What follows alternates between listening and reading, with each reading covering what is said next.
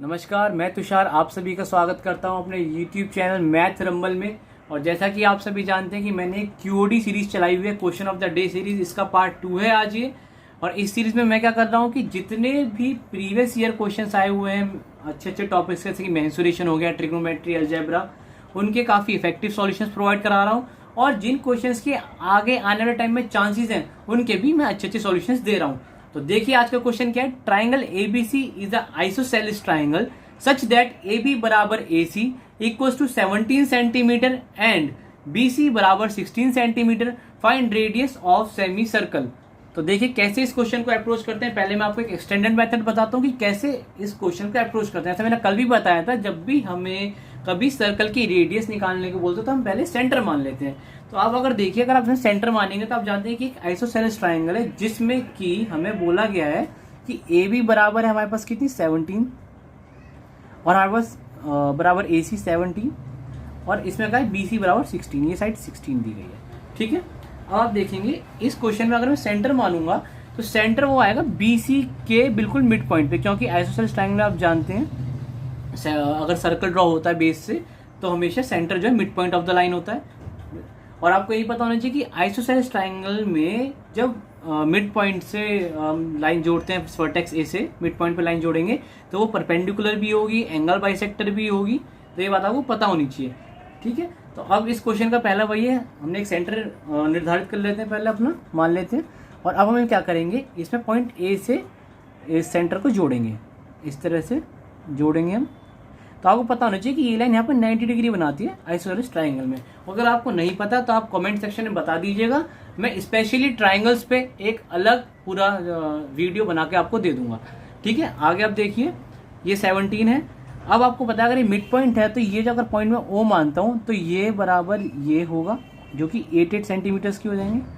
अब आप अगर आपको पाइथागोरस आते हैं तो बहुत अच्छी बात है, आप पाइथागोरस लगा सकते हैं। अदरवाइज अगर आपको ट्रिपलेट्स पता है पाइथागोरस के तो वो और भी ज़्यादा अच्छी बात है। जैसे कि आपको पता होना चाहिए कि पाइथागोरस एक ट्रिपलेट होता है 8, 15, 17। इसमें क्या होता है 8 और 15 बेस और परपेंडिकुलर होते हैं, 17 हमेशा हाइपोटेन्यूस होता है। और आपको ये याद है, ऐसी एक और ट्रिपलेट होता है 3, 4, 5।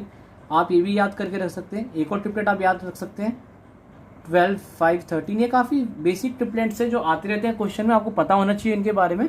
तो इधर आप कह सकते हैं कि ठीक है 17 है, 8 है, तो ये जो A होगी 15 होगी, बिल्कुल कह सकते हैं, ठीक है।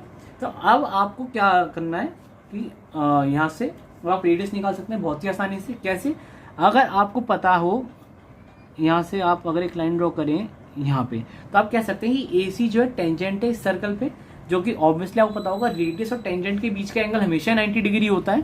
तो आप ये कह सकते हैं ये भी 90 है। तो आप ये कह सकते हैं कि मैं AOC का एरिया, जो AOC का एरिया है वो दो तरीके से निकाल सकता हूँ। कैसे, अगर मैं इसको रेडियस R मान रहा हूँ ऐसे, तो आप कहेंगे कैसे दो तरीके से निकाल सकता हूँ। एरिया ऑफ ट्राइंगल AOC दो तरीके से ऐसे निकल सकता है। आप कहेंगे एक बार तो हाफ, अगर मैं इसको बेस मानता हूँ, इसको हाइट मानता हूँ, तो कितना होगा 8 × 15। और एक और आप कहेंगे ये बराबर हो सकता है एरिया और किसके, अगर मैं AC को बेस मानता हूँ तो आप कहेंगे हाफ × 17, बिल्कुल ठीक है। और आप कहेंगे इंटू रेडियस R। तो आपको पता है हाफ से हाफ कट जाएगा, बिल्कुल। यहाँ से आप R निकाल सकते हैं डायरेक्ट। कैसे, R आ जाएगा आपका 15 × 8/17 विच इज इक्वल्स टू 120/17। ये आपका हो जाएगा आंसर। ये बहुत ही बेसिक और स्टैंडर्ड मेथड है। हालांकि ये क्वेश्चन आसान है तो इसमें तो आप स्टैंडर्ड मेथड से भी जा सकते हैं, कोई वो दिक्कत नहीं है। लेकिन मैं एक मेथड बता रहा हूँ, प्रोजेक्शन मेथड, या आप कह सकते हैं इसको मिररिंग मेथड। इस मेथड में हम क्या करते हैं, जो क्वेश्चन होता है उसकी हम एक मिरर इमेज फॉर्म करने की कोशिश करते हैं। उस मिरर इमेज से क्या होगा कि आपकी एक लाइक जैसे ये ट्राइंगल है, इसी की एक मिरर इमेज अगर मैं नीचे बनाना चाहूँ इस BC बेस को लेके, तो आप देखेंगे तो आपको एक कंप्लीट सर्कल मिल जाएगा उससे, और उस कंप्लीट सर्कल से उसका रेडियस निकालना काफ़ी आसान हो जाएगा। जैसे मैं दिखाता हूँ इस क्वेश्चन में, अगर आप देखें तो मैं इसी फिगर में अगर आपको बताना चाहूँ तो अगर आप इसको ऐसे पीछे एक्सटेंड करें, बिल्कुल मिरर इमेज, मिरर का इमेज का आप मतलब समझते हैं कि जितनी AB होगी, अगर मैं इनको A' मान लेता हूँ तो आप मेरे इमेज का मतलब समझ लीजिए। अगर मेथड 2 यहाँ लिख देता हूँ मैं, मेथड सेकंड है, ये है हमारा प्रोजेक्शन मेथड, या इसको आप कह सकते हैं मिररिंग मेथड। इसमें हम क्या कर रहे हैं, इमेज की एक मिरर इमेज, मतलब जो हमारे पास क्वेश्चन है उसकी एक मिरर इमेज बना लेते हैं, जिससे क्या है हमारा सर्कल जो है वो पूरा बन जाए। ऐसा नहीं इसको आप ट्राइंगल में लगा सकते हैं, इसको और भी जगह ला सकते हैं, स्क्वायर हो या कहीं और हो, उनमें भी आप लगा सकते हैं इसको। तो अगर अब आप देखें, अगर मैंने इस तरह से ड्रॉ कर लिया तो आप कह सकते हैं जो ए बी होगी वो ए डैश बी बी होगी, जो ए सी होगी वो ए डैश सी होगी, यानी ये भी कितनी होंगी 17 सेंटीमीटर्स की होंगी, बिल्कुल होंगी। अब आप कहेंगे ये सर्कल इस तरह से यहाँ पे पूरा हो जाएगा, ठीक है। तो अब आप कहेंगे कि ये एक रोहम्बस बन गया, क्या बन गया, ये एक रोहम्बस बन गया, ठीक है, जिसमें सममितिक साइड क्या है 17 की इसकी साइड्स हैं। ये एक रोहम्बस है और जिसकी साइड 17 है। और अगर आपको रोहम्बस के एरिया का फॉर्मूला आता है तो वेल एंड गुड, अदरवाइज मैं आपको ये बता देता हूँ, ठीक है। तो आपको पता है, मैंने कल भी आपको शायद बताया था, जब मैंने बताया था कि जो इन सर्कल है, जैसे अब आप जानते हैं कि ये सर्कल जो है एक इन सर्कल हो जाएगा इस रोहम्बस का, तो जो इन सर्कल का रेडियस का फॉर्मूला होता है वो होता है डेल, यानी एरिया अपॉन में सेमी पेरीमीटर। ये हर एक फिगर के लगता है, केवल ट्राइंगल के लिए नहीं है। ये आप देखिए, मैंने कल बताया था आपको स्क्वायर में भी लगेगा, ये आपका पेंटागन में भी लगेगा, ये ऑक्टागन, जितने भी क्लोज फिगर होते हैं उन सभी में ये फॉर्मूला लगता है, ठीक है। आर बराबर डेल अपॉन एस। डेल यहाँ पे क्या है, एरिया है, और एस क्या यहाँ पे सेमी पेरीमीटर। तो देखिए कैसे इसको अब आगे करते हैं। तो आपको अगर यहाँ से पता हो तो डेल कैसे निकालेंगे, तो डेल आप कहेंगे जो रोम्बस का डेल होता है, यानी एरिया ऑफ रोम्बस होता है, आप यहाँ से कहेंगे ये होता है half into D1 into D2। यहाँ पे D1 D2 क्या है, हमारे पास डायगनल्स है, ठीक है, आप समझ रहे हैं। यहाँ पे D1 D2 क्या है, डायगनल है। तो आप कहेंगे BC हमारे पास एक डायगनल आ गया जो कि पहले से 16 गिवन है। आपने भी ये 15 निकाला, नीचे सिमिलरली ये भी 15 ही आएगी, आपको पता होगा ये भी 15 आएगी। तो अगर ये भी 15 आएगी तो टोटली 30 हो जाएगी। तो आप डायरेक्ट इस फॉर्मूले में इसको रख सकते हैं, जो कि होगा R बराबर del upon s, which is equals to half into D1 हो जाएगा आपके पास 16 इंटू 15 + 15 30 अपॉन में एस। अगर आपको 17 4 बार आ रहा है, आपको पता है एस में क्या करते हैं हम, सेमी पेरीमीटर में हाफ करते हैं। तो आपको जो भी साइड्स होते हैं उनका आधा ही जोड़ा कीजिए, जैसे 17 आप जोड़ लीजिए, 34 ही आएगा नीचे। 17 कितना आएगा, 34 नीचे, ओके। तो अब आगे चलते हैं, सॉल्व करेंगे, आप क्या होगा, ये कट जाएगा 15 टाइम्स, ठीक है। तो आप अगर मल्टीप्लाई करेंगे हम इसको आराम से, तो अगर आप इसको सॉल्व कर लेंगे पूरा अच्छे से, तो यहाँ पे ऊपर आ जाएगा 240, ठीक है, और नीचे आ जाएगा अपने पास 34, विच इज इक्वल टू, अब आप इसको काट सकते हैं आराम से, 242 से जा रहा है पूरा 120/17। देखिए अगेन आंसर सेम आ रहा है। तो मैं ये कह रहा हूँ कि ये क्वेश्चन तो आसान है, इसमें आप पहले मेथड से भी जा सकते हैं, और जो मैंने सेकंड मेथड बताया प्रोजेक्शन मेथड या मिररिंग मेथड, इससे भी जा सकते हैं। लेकिन अब जो मैं आगे क्वेश्चंस ला रहा हूँ, इसके आगे भी 2 क्वेश्चंस हैं, उनमें आप देखिएगा कि ऊपर वाले मेथड से, जिसमें हम कह रहे हैं कि हम सेंटर पहले डिसाइड करते हैं फिर रेडियस फाइंड करने की कोशिश करते हैं, वो काफी टिपिकल पड़ेगा। और जो प्रोजेक्शन मेथड है, मिररिंग मेथड है, ये काफी आसान रहेगा क्वेश्चंस को देखने में। तो आप इस क्वेश्चन का सॉल्यूशन पहले देखिए आराम से फिर से, और देखते हैं फिर दूसरा क्वेश्चन देखते हैं। ओके, तो आप पहला क्वेश्चन देखिए। ये क्वेश्चन क्या कह रहा है, find radius of semi circle if ABC is a right angle triangle in which AB is equals to BC is equals to 1 unit. अब इस क्वेश्चन में अगर आप सोचेंगे सेंटर, क्योंकि देखिए ऑलरेडी 1 यूनिट है, जब इस तरह की छोटी छोटी फिगर्स होती है तो एक तो पॉइंट्स में कैलकुलेशन चली जाती है, तो भी बच्चे को मुश्किल होती है। तो इस तरह के क्वेश्चन में मैं ये कहूंगा कि आप सेंटर ना मानते हुए, जब आपको पता है कि सेमी सर्कल ही है और आपको पता है कि कुछ प्रोजेक्शन करके या मिररिंग करके इस इमेज का मैं फुल सर्कल बना सकता हूं, तो आप उसी मेथड को प्रेफर कीजिएगा। जैसे आप अगर इस क्वेश्चन में मैं आपको बताऊं तो देखिए कैसे करेंगे। अगर आप इसका प्रोजेक्शन ले लें इस तरीके से पूरे इमेज का, ऐसे यहाँ पे इस साइड, ठीक है, ये आ जाएगा बस प्रोजेक्शन पूरा। इसमें सर्कल को आगे और एक्सटेंड करके पूरा ड्रॉ कर लेंगे ऐसे। आप कह सकते हैं कि अगर मैं इसको एक पॉइंट को C डैश मान लूँ, तो आप कह सकते हैं A डैश या C डैश की आप D मान लीजिए, D ज़्यादा बच्चों को कन्फ्यूजन होता है C डैश में, तो आप कहेंगे ADC में भी इन सर्कल बन गया। और मैंने अभी थोड़ी देर पहले ही आपको एक इन सर्कल का फॉर्मूला बताया है, जिसमें हम इन सर्कल में रेडियस निकालने का फॉर्मूला क्या होता है, डेल इज R बराबर डेल अपॉन एस। और ये फॉर्मूला केवल ट्राइंगल के लिए नहीं है, ये हर जगह लगेगा। आप मानिए चाहे आप स्क्वायर हो, रेक्टेंगल में तो खैर नहीं बनता इन सर्कल, स्क्वायर है, पेंटागन है, हेक्सागन है, ऑक्टागन है, जो इतने भी आपके क्लोज फिगर हैं जो कि रेगुलर हैं और इक्वल साइड्स वाले होते हैं, उनमें ये फॉर्मूला आप लगा सकते हैं बेझिझक, ठीक है।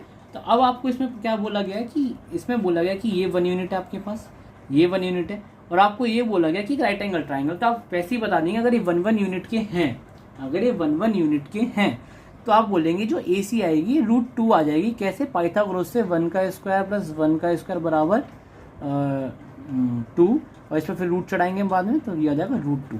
यही होता है पाइथागोरस में AC के लिए, AC बराबर, ठीक है। तो आपको ये रूट 2 मिल गई। सिमिलरली मैंने इसका प्रोजेक्शन लिया तो ये इसी के बराबर होगी, AD बराबर AC रहेगी, ये भी रूट 2 आएगी। ठीक है, आप समझ रहे हैं, ये भी रूट 2 आएगी, ये भी रूट 2, ये भी 1 आएगी। अब बचाई क्या, आपको डेल निकालने से आसान है, बेस 2 हो जाएगा पूरे ट्राइंगल का। अच्छा, इस क्वेश्चन में आपको एक चीज़ बहुत अच्छे से ध्यान रखनी पड़ेगी, क्या कि जैसे आप जब प्रोजेक्शन लेते हैं तो आप ना ये जो लेबलिंग है ये बहुत ध्यान से करें। कई बार क्या होता है, बच्चा जो हम निकालते हैं लेबलिंग करते हैं उसमें गड़बड़ कर देता है। तो लेबलिंग को आपको बहुत ध्यान देना है कि आप हर एक जो साइड है उसको प्रॉपरली मेंशन करें। जैसे ये रूट 2, ये रूट 2, ये 1 1 1, तो आपके क्या है, पूरी DC क्या हो जाएगी, 2 यूनिट्स हो जाएगी, और इसकी हाइट क्या हो जाएगी, AB 1 यूनिट हो जाएगी।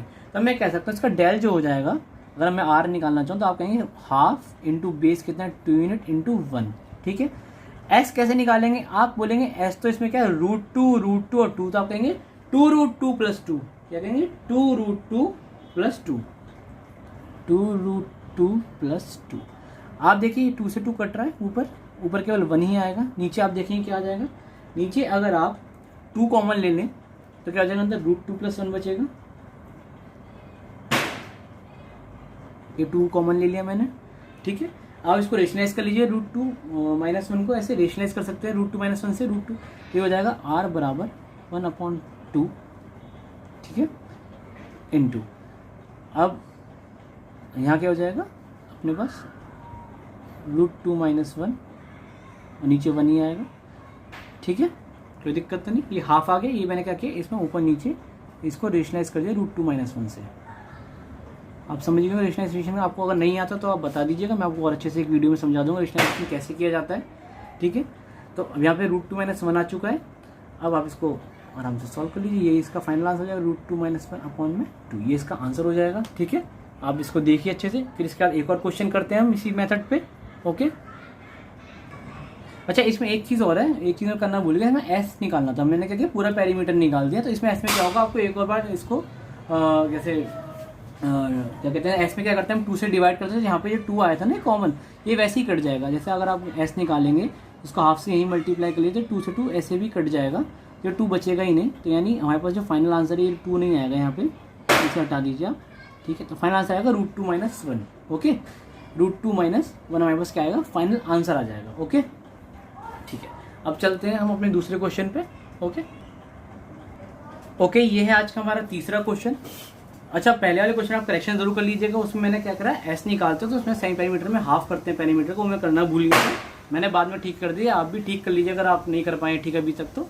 अब इस वाले क्वेश्चन को देखते हैं। इन ट्राइंगल ABC AC बराबर 4 centimetre and angle BAC is equal to 22.5 degrees, find area of triangle ABC if angle ABC is a right angle. यानी ये वाला इसका 90 डिग्री बोला है। अच्छा, अब मैं आपको एक बात बताना चाहूंगा, यहाँ पे 4 मैंने जानबूझ के ही लिया है, क्योंकि अगर मैं AC 5 बोल लिख देता तो आप खुद इसको ट्रिपलेट बनाते 3 4 5 का, जबकि इसमें इस तरह से नहीं करना है, इस सवाल को 3 4 5 का ट्रिपलेट नहीं बनाना है। ठीक है, AC इसने 4 सेंटीमीटर हमको बोली हुई है। अब देखिए यहाँ पे एरिया आ गया। देखिए मैं ये कह रहा हूँ कि वो वाला जो मेथड है केवल ऐसा नहीं कि हमें रेडियस निकालने में मदद करेगा, हमें एरिया निकालने में मदद करेगा, जहाँ पे अटपटी फिगर्स होंगी। जैसे यहाँ पे 22.5 डिग्री लिखा है, कई बच्चों को 22.5 डिग्री का मान ही नहीं पता होगा। इस तरह के क्वेश्चन में हम क्या करते हैं कि जैसे 22.5 आप कोशिश करें कि इसकी कोई मिरर इमेज बन जाए। ठीक है, मिरर इमेज बनाने की कोशिश करते हैं हम। ओके, तो कोशिश करते हैं, जैसे अगर आप इसको इधर मिरर इमेज बनाएंगे ऐसे, यानी ऐसे बन जाएगी, तो आप कहेंगे इस पॉइंट को अगर डी मान लूँ तो AD बराबर AC रहा होगा, DB बराबर BC रहा होगा, और इसी तरह से जो एंगल BAC है ये मेरा BAD के बराबर भी आया होगा, जो कि कितना आया होगा 22.5 डिग्रीज। अब आप कह सकते हैं कि जो पूरा एंगल DAC है वो 45 डिग्रीज का है। अच्छा, अब यहाँ पे हमें फॉर्मूले की जरूरत है। अगर काफ़ी बच्चों को मुझे लगता है कि पता भी होगा फॉर्मूला, जो बच्चे मेंस की तैयारी कर रहे हैं SSC CGL मेंस की, उन्हें तो पहले से ही पता होगा। जिनको नहीं भी पता मैं उनके लिए फिर बता देता हूँ कि ट्राइंगल के एरिया का फॉर्मूला होता है, एरिया ऑफ ट्राइंगल एक फॉर्मूला होता है हाफ इंटू ये जो एंगल है ना, एंगल A, इसके अगल बगल की sides AD into AC into sine theta. Theta यहाँ पे ये एंगल है पूरा। ठीक है, तो ये फॉर्मूला आपको पता होना चाहिए। अगर आपको ये फॉर्मूला पता है तो बहुत ही बढ़िया बात है, पहले से पता था तो नहीं पता तो अब आपको पता चल चुका है। ये फॉर्मूला होता है, ये फॉर्मूला आता कैसे है, आप बता दीजिए कमेंट सेक्शन में। अगर आपको नहीं पता तो मैं वो समझा दूंगा एक वीडियो में कि कैसे फॉर्मूला आता है। सारी बातें जो भी मैं एक वीडियो में आपको समझा दूंगा, आप कमेंट सेक्शन में लिख सकते हैं जो भी आपको समझ में नहीं आ रहा तो ठीक है। अब यहाँ पे क्या हो, half into AD into AC into sine theta. लेकिन एक बात ध्यान रखिएगा, जब भी आप क्वेश्चन का फाइनल आंसर निकालें तो आपको इसे डिवाइड बाई 2 करना पड़ेगा, हाफ करना पड़ेगा। क्यों? क्योंकि अभी तो आप जो एरिया निकालने हैं पूरे ट्राइंगल का निकालने हैं, बट हमें रिक्वायर्ड कितने का है, ABC का, यानी हाफ का ही रिक्वायर्ड है। तो या तो मैं ये कहूँगा कि आप पहले एरिया निकाल लीजिए फिर हाफ कर लीजिए, या फिर अभी के अभी हाफ कर लीजिए। तो आप कह सकते हैं एरिया ऑफ ABC जो होगा यहाँ से मेरे पास वो आ जाएगा हाफ, क्योंकि पूरे ट्राइंगल का हाफ कर रहे हैं, इंटू पूरे ट्राइंगल के लिए ले लीजिए कितना है ऊपर से हाफ, इंटू AD कितना आया मेरे पास, ये भी 4 सेंटीमीटर आया होगा, 4 इंटू AC भी 4 है मेरे पास, इंटू साइन थीटा यानी साइन 45 डिग्री। साइन 45 डिग्री का मान आप सभी को पता ही होगा, 1/√2 होता है साइन 45 डिग्री की वैल्यू।